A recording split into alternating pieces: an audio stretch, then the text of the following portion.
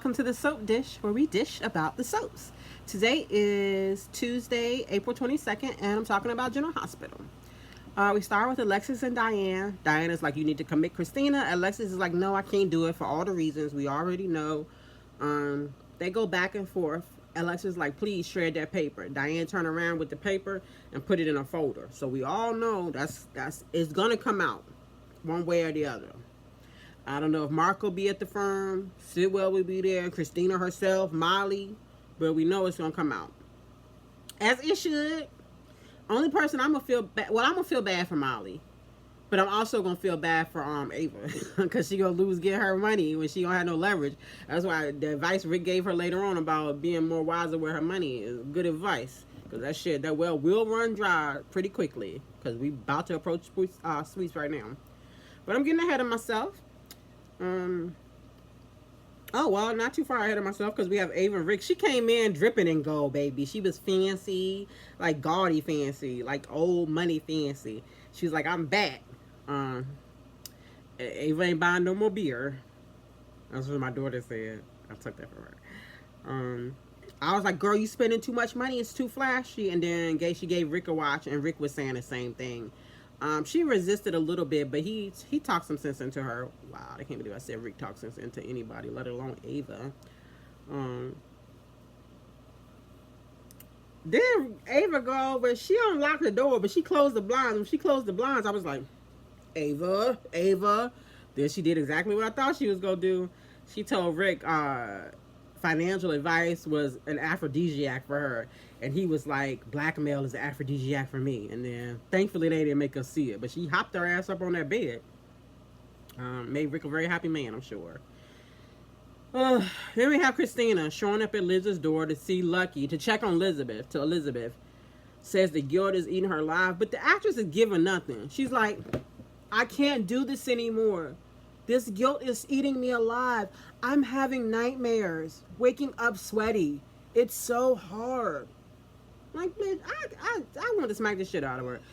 No disrespect to the actress, but do better. Like, this is a drama show. This is a soap opera. Give me something. She gives nothing. She is not connected to this character. She is not connected to the story. I'm like, are you connected to your paycheck? Because earn that shit. Do better. But Lucky pissed me off, too. First of all, he said Elizabeth was taking a nap. How the fuck Elizabeth get upstairs? I thought Elizabeth had to sleep on the couch because she couldn't go up and downstairs. It's been a week. She can go up and downstairs now? Alright, fine, whatever. But Liz and Elizabeth,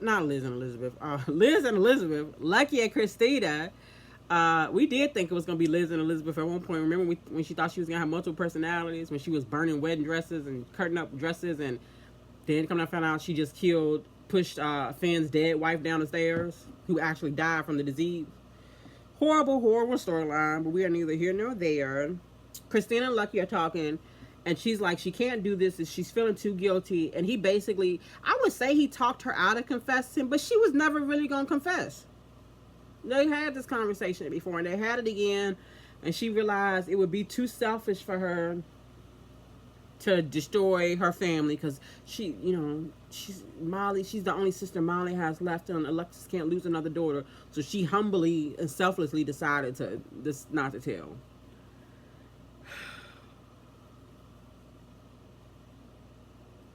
I'm sorry, I was just talking, so I'm looking at my notes. She did say she was gonna drop the vendetta against Ava, and I was like, but is Ava gonna drop the vendetta against you? You better not cross paths with Ava, because Ava is gonna Ava all up in your face, and I will enjoy every second of it. All right, we have Curtis with Trina. Where's Taggart? All right, so I don't have a great relationship with my father, but I feel like Trina should maybe talk about her problems with her friends a little bit. I know she don't have friends, so that can't happen. But if she had friends, maybe they can relate to this a little more. Even though Curtis can relate because he was paralyzed for like 5 minutes. But Trina looked good today. Her hair, she looks so pretty. Her little outfit, I was like, oh, she looks really good today. Trina looks good a lot, but when she looks exceptionally pretty, I have to comment on it. Today was one of those days. I thought she looked exceptionally beautiful.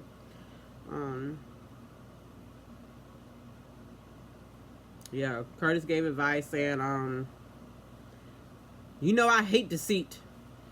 And we know Curtis hates to be lied to, but did Curtis ever tell Portia that he kissed Jordan and tried his best to get Jordan to have sex with him? Because that was pretty deceitful. Just wondering.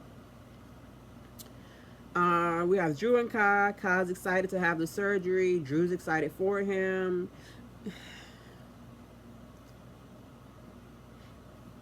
Like, I can't ignore the racial dynamics of it all. It's giving a little blindside for me. It's a little...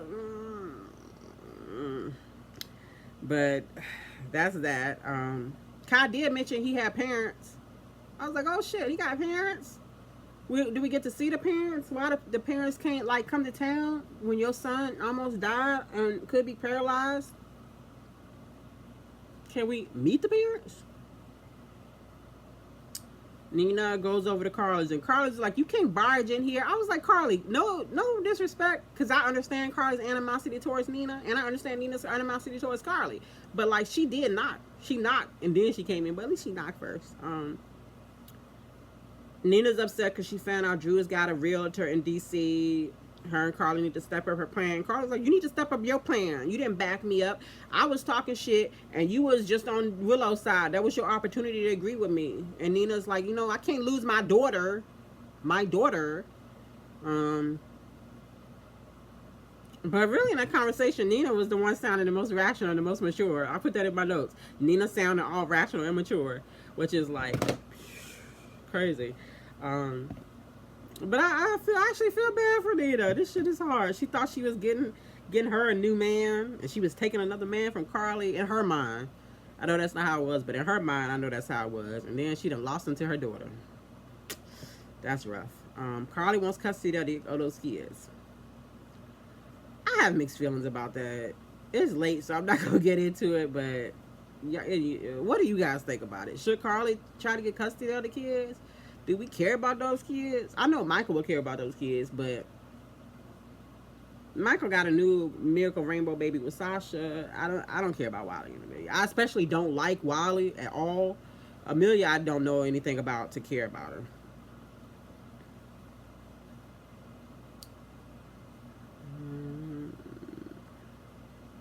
Willow goes to beg Jason for his help. I was like, why is she at the Quartermains though? She couldn't ask him to meet her somewhere. You really think that's the safest place? But they went uninterrupted, so I guess it worked.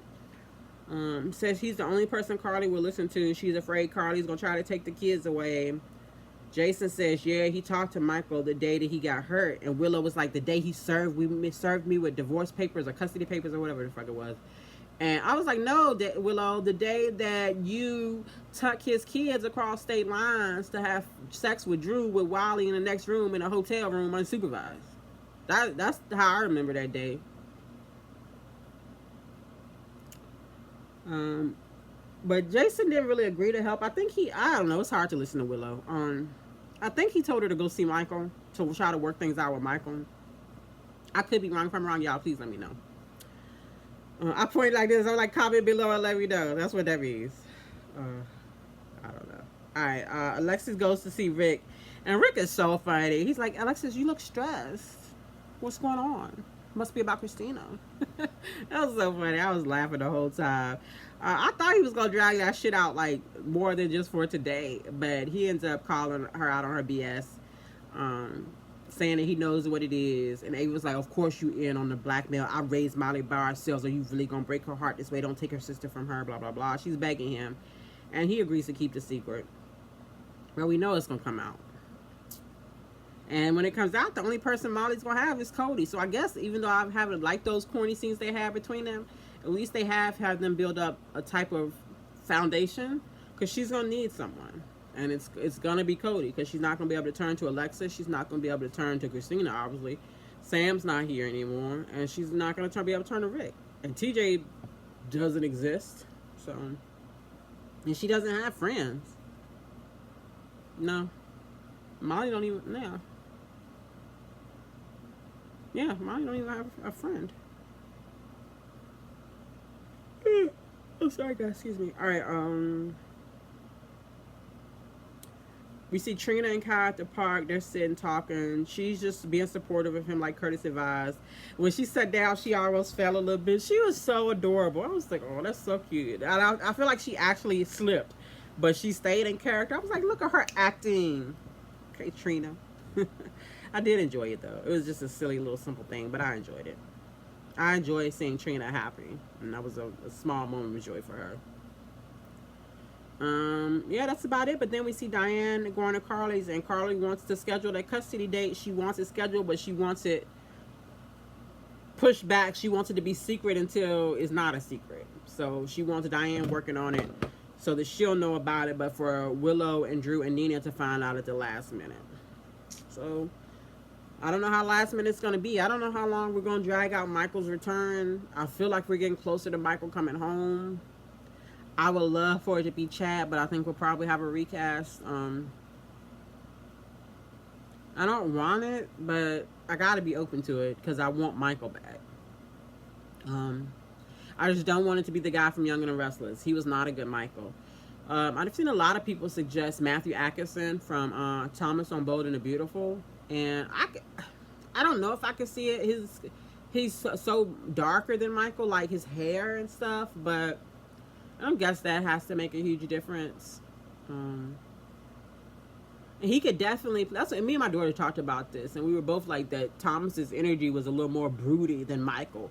But Michael's gonna be coming back from getting burned, his wife's cheating on him, trying to take the kids, Drew, it would make sense for him to be a dark, a brooding Michael. So I would be willing to watch it because Thomas was my favorite character on Bold and Beautiful.